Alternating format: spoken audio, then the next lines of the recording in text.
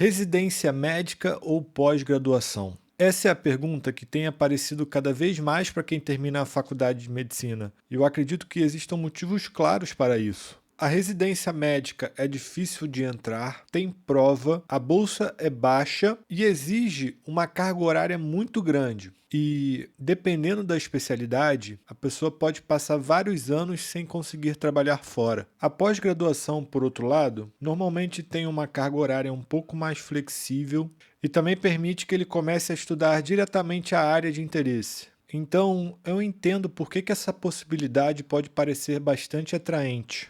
Mas existe uma pergunta que, na minha opinião, deve vir antes de qualquer outra. O que exatamente essa formação vai preparar você para fazer? Antes, eu quero deixar uma coisa muito clara. Eu nunca fiz pós-graduação, nem conheço todos os cursos que existem no Brasil. Existem inúmeros programas diferentes, com cargas horárias diferentes, professores e cenários práticos diferentes. Então, esse vídeo não é uma avaliação sobre todas as pós-graduações. Eu só posso falar com mais propriedade sobre o caminho que eu escolhi e estou cursando hoje, que é a residência médica. E quero explicar por que, para minha formação e por que eu escolhi para minha vida, esse caminho é o que mais fazia sentido. Antes de dar a minha opinião, existe uma informação objetiva que precisa ser esclarecida.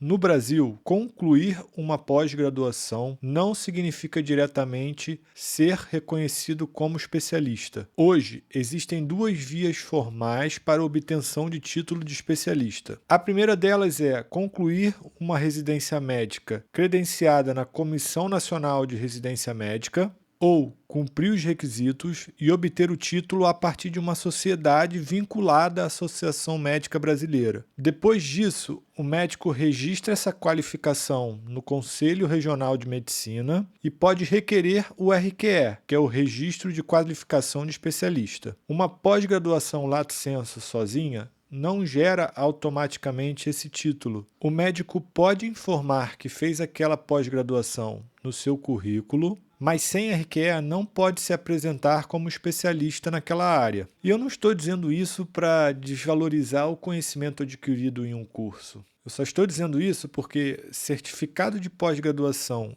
e título de especialista são coisas completamente diferentes. Antes de escolher um programa, o médico deve entender exatamente o que ele vai receber no final, não apenas o nome impresso no certificado. Eu nunca considerei fazer uma pós-graduação no lugar da residência, não porque eu acreditasse que nenhum conhecimento pudesse ser adquirido por meio de uma pós, mas porque eu buscava uma formação baseada em imersão. Eu não queria apenas assistir aulas de ortopedia, eu queria viver a rotina de um ortopedista. Queria acompanhar enfermaria, ambulatório, plantão, cirurgias, pré-operatórios e pós-operatórios.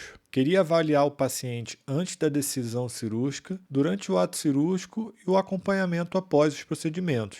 Porque uma coisa é aprender o que fazer diante de uma doença. Outra coisa é ver como é que essa doença se apresenta em pessoas completamente diferentes. O livro ensina princípios.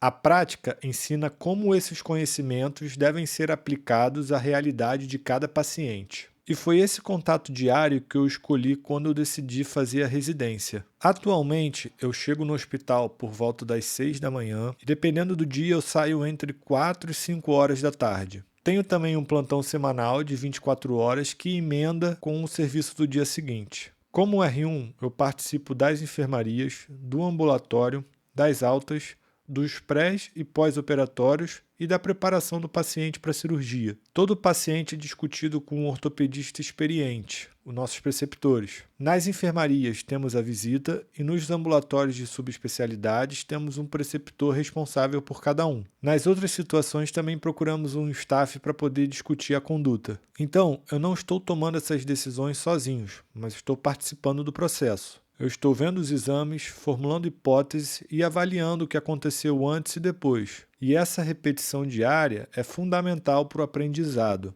Legalmente, a residência médica é definida como um treinamento em serviço e alcança cerca de 60 horas semanais. A Bolsa Nacional, informada pelo Ministério da Educação, é de cerca de R$ 4.100 brutos. Porém, é importante destacar que não basta um programa receber o nome de residência médica para dizer que necessariamente aquilo vai ser bom. Existem programas que o residente tem sim contato com bons preceptores, tem uma estrutura adequada, tem uma organização acadêmica. Mas a gente sabe também que existem programas nos quais o residente ele é tratado basicamente como força de trabalho. Ele atende, resolve burocracia, mantém o serviço funcionando, mas recebe pouca orientação e pouco tempo protegido para estudar. Então, eu não acredito que a palavra residência por si só garanta competência. A residência oferece um cenário, mas quem precisa percorrer o caminho é o próprio residente. Duas pessoas podem estar no mesmo hospital, acompanhando os mesmos professores e terminar com uma formação completamente diferente. Uma observa, pergunta, estuda, aceita ser corrigida, a outra apenas cumpre a rotina. O programa importa muito, mas a postura individual também é igualmente necessária. Da mesma forma, eu não consigo afirmar que ninguém consiga construir uma formação necessária, uma formação séria, fora de um programa da residência médica. Eu não conheço todos os profissionais, nem todos os programas disponíveis por aí, mas a minha preocupação é outra, e é isso que eu gostaria de passar para vocês. Não devemos tratar formações diferentes como automaticamente equivalentes, sem analisar o que realmente acontece dentro de cada uma. Nos últimos anos, o Brasil aumentou muito o número de escolas e vagas de medicina. Em 2025, o país ultrapassou cerca de 50 mil vagas de graduação distribuídas em cerca de 494 escolas médicas. Ao mesmo tempo que no intervalo de 2018 a 2024, o número de estudantes de medicina cresceu cerca de 71%, enquanto o número de residentes cresceu cerca de 26%. Isso cria um problema evidente, tendo em vista que, à medida que cresce a quantidade de médicos formados, não há um crescimento equivalente dos locais de formação tradicional de especialistas. E eu acho que é nesse espaço que as pós-graduações começam a ganhar bastante força. Para muitos médicos, a residência não é apenas difícil de entrar, ela pode ser também financeiramente inviável. A pessoa pode ter filhos, aluguel para pagar, financiamento da faculdade para arcar, ajuda aos seus pais.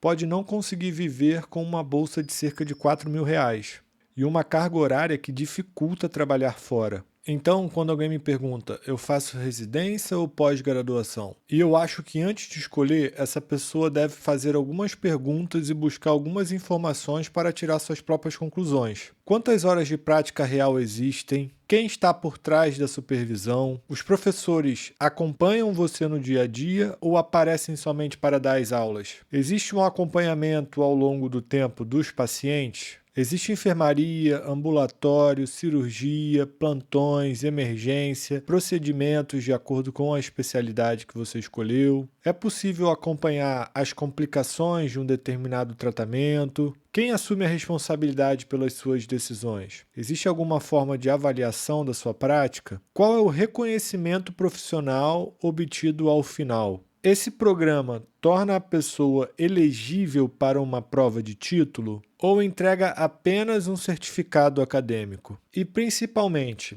você estará apto a exercer a função que se propôs? Eu imagino que essas são as perguntas fundamentais para esclarecer o que você quer. Até porque, se você escolheu fazer medicina, você tinha um motivo lógico para percorrer um caminho tão grande de uma formação tão extensa. E a especialidade é meio que a concretização da profissão do que você vai levar daqui para frente ao longo dos anos. Eu escolhi fazer a residência porque eu queria que a minha confiança viesse da experiência construída ao longo do tempo. E eu queria olhar para um paciente e ver que eu já passei por aquele tipo de situação sob supervisão de um ortopedista experiente. Queria um programa com preceptores capazes de me corrigir e de acompanhar as decisões que a gente havia tomado, e que também acompanhariam o desfecho de cada paciente.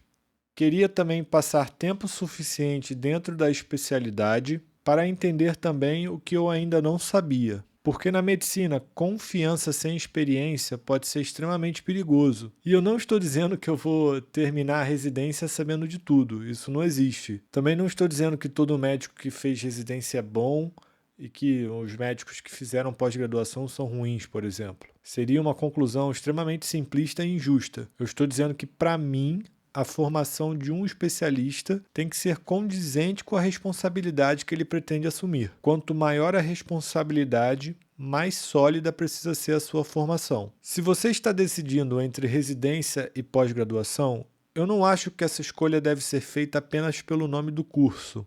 Também não escolha somente pelo tempo, pelo preço ou pela facilidade de entrada. Tenta descobrir que tipo de profissional aquele ambiente é capaz de criar e seja bastante honesto sobre o que você ainda vai precisar buscar por fora. Talvez exista alguma pós-graduação com uma estrutura de prática séria e adequada para os objetivos de alguém. Com certeza também existe alguma residência que é tão desorganizada que não consegue formar ninguém bem. Por isso, a pergunta não é apenas residência ou pós-graduação. A pergunta real é: de que experiência eu preciso para estar preparado para cuidar de alguém em determinada área ou função?